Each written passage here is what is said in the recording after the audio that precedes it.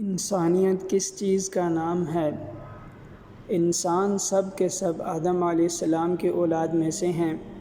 تمام انسان ایک جیسے یکساں ہیں، مگر اللہ تعالیٰ نے انسانوں کی آزمائش کے لیے ان میں سے کسی کو ظاہری طاقتور اور کسی کو کمزور بنایا، کسی کو عالم بنایا اور کسی کو جاہل، اور کسی کو صحت مند بنایا اور کسی کو بیمار کیا۔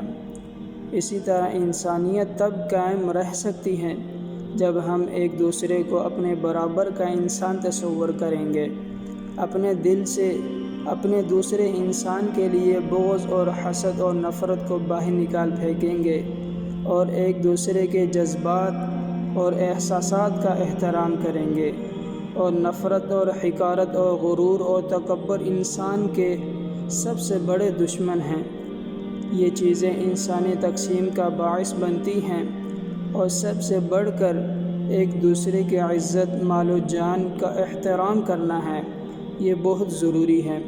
اللہ تعالی ہم سب انسانوں میں انسانیت کو اجاگر کرنے کی توفیق عطا فرمائے۔ آمین۔